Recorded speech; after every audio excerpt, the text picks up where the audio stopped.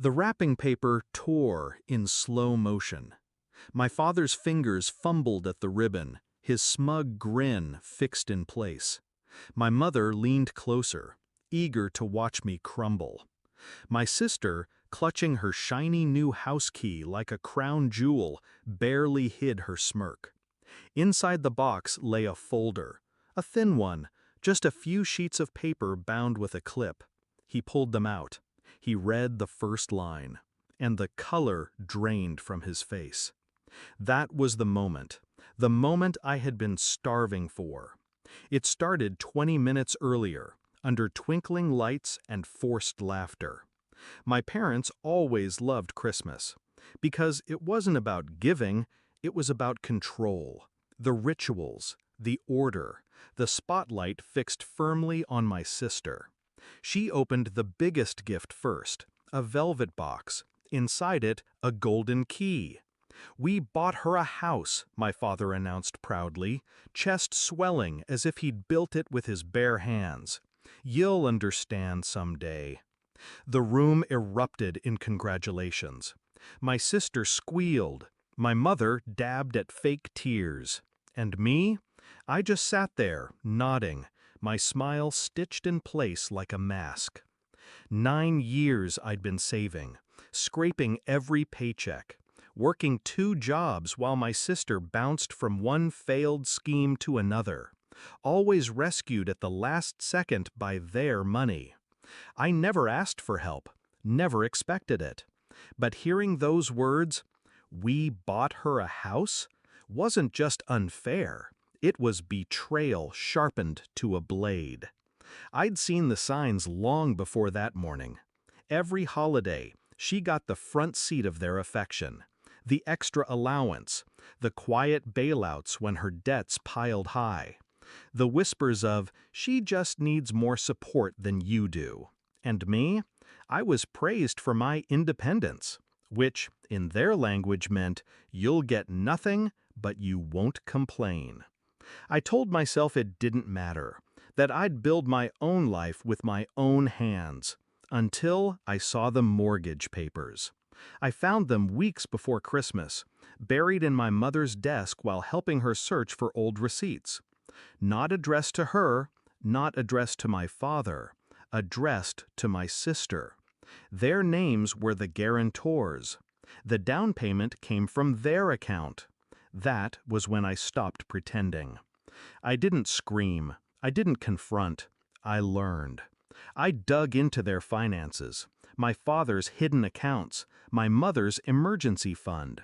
Years of covering my sister's messes had left trails, debts, vulnerabilities, and then I made a choice.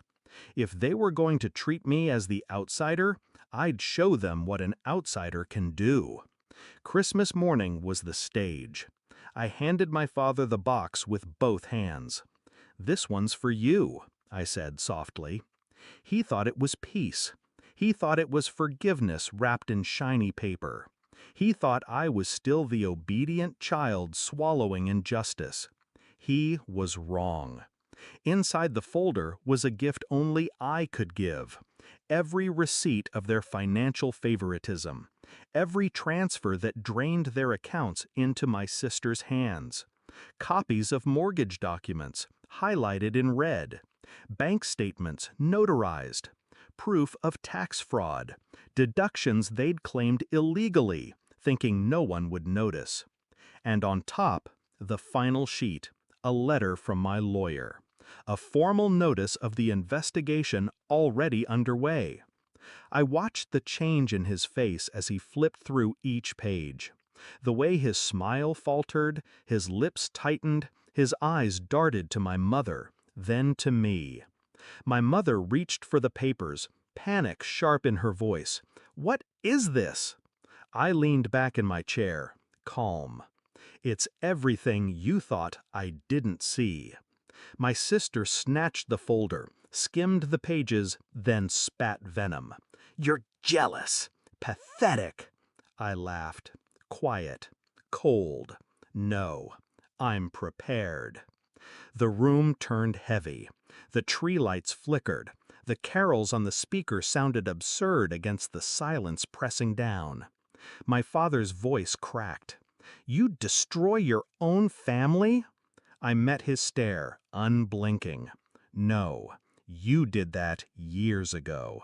I'm just making sure everyone sees it."